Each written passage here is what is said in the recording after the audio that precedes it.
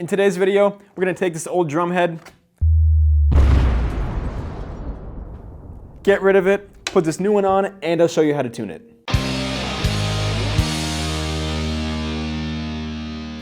Alright, so before we get started, I think it is very important to change your tom heads and your snare head before every big session. I do this in my studio all the time, and it makes a massive difference, and it separates amateur recordings from professional recordings. Before we get started, let's talk about the head first. This is a coated head. It's got a little bit less decay on it, so it kind of damps that down a bit.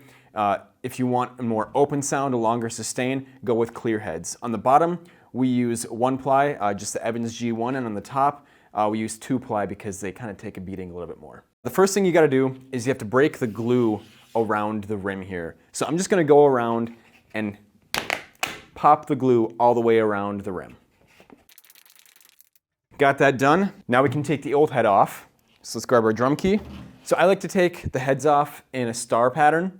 Just kind of keeps the tension even and keeps the shell from warping.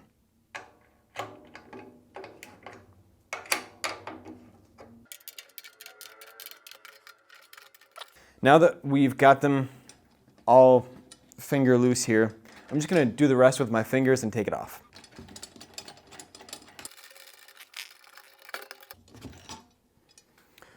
All right, so I learned this trick from Taylor behind the camera, and you just kind of take the rim off and leave the screws in. I used to take them all out individually, and that just got to be a pain when I was putting it back on. So just leave them in there and then set it on the ground, and they'll curve diagonally. We take our old head off, and I know you probably couldn't see it, but when I took that head off, there was a lot of dust that came up. So this is very important. Just take a paper towel or a cloth or something, just a dry cloth, and wipe down the rim here. Get off any excess dirt or dust or shavings. Just get it off, and it's going to be better for tuning in the long run. Okay, so now that we've got the top head off and the bearing edges all cleared, this is actually the best time to tune the bottom head. And I already changed this head, but it's the same procedure as the top head. So just follow that for the bottom head and you'll be golden. Now I want to tune this to the drum. So the easiest way to do that is loosen it all the way. Okay. Now there's no pitch there. I don't know if you can see from the lights here, but when I push in, the head wrinkles. Now I just want to tighten the lugs, just a quarter turn at a time, maybe a half turn. Kind of feel around each lug and see which one's looser than the others. And go in a diagonal pattern until there are no wrinkles. And now we can start tuning this head. I typically like to have my bottom head pretty tight, kind of tabletop. This sets my pitch for the tom, and then the top head kind of sets the tone. So let's make this one pretty tight and get the pitch way up there.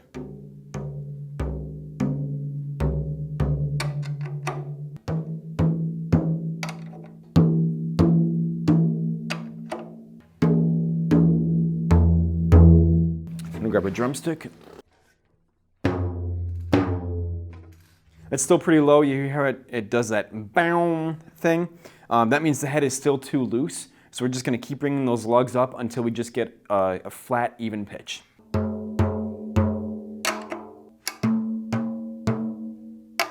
don't know if you can hear it in the room mic here, but that pitch is perfect. So our goal here is to match the other lugs with this pitch. Let's see what we have.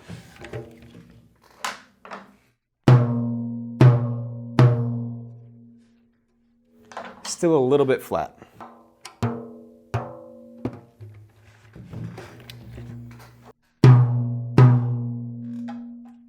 Sounds pretty good to me.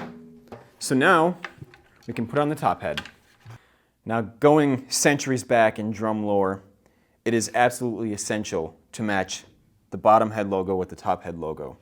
You don't want to find out what happens if you don't match them up. And I'm just going to finger tighten these lugs until I can't go anymore, and then we'll grab the drum key.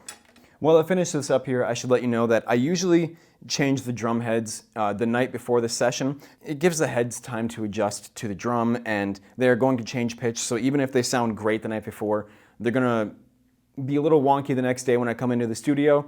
So just do it a little bit beforehand, let them get adjusted, and then fine tune later on. Now, like I said before, I like to have the bottom head be the pitch of the drum. And to actually create a pitch on the drum, the bottom head has to be, if we're talking solfege here, the bottom head has to be T in the scale, and the top head has to be a minor third below that. And then the relationship between the two gives you your do. If you don't know what that means, basically if we're talking in the key of C, if we want this drum to be a C, we make the bottom head be a B, and then a minor third below that would be a G sharp on the top head. Let's just go through the bottom head again, make sure everything still sounds all right. Okay. Now let's start tightening up the top head. Again, I like to do a star pattern to keep the tension even. So let's give it just half turns and see what happens.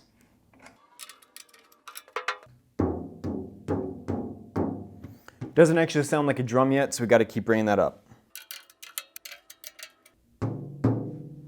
There we go. This is going to sound atrocious, but I just want you to hear where we are at. So it's not awful, but it's not good. So let's get this to a studio quality pitch.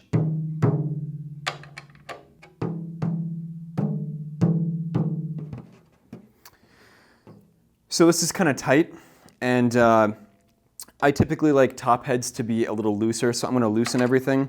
The looser the top head is, the more stick attack you're going to get, because the head is going to slap a bit more. Whereas the tighter it is, the more tone you're going to get, if that makes sense.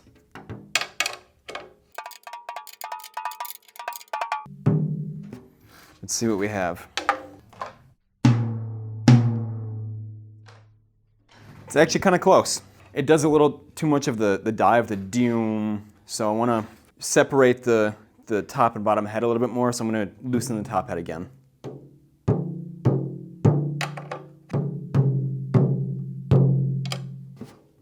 Let's see where we're at.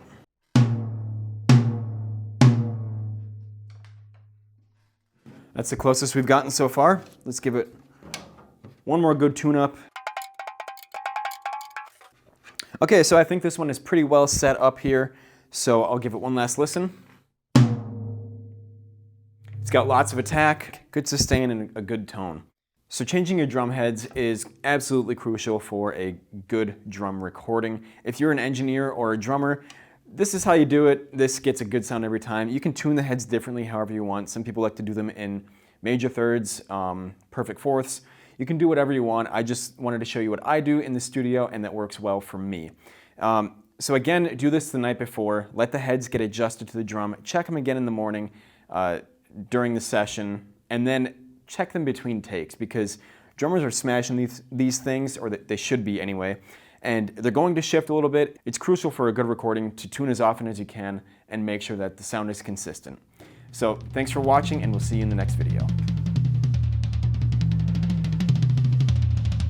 In today's video, we're going to take this old drum head,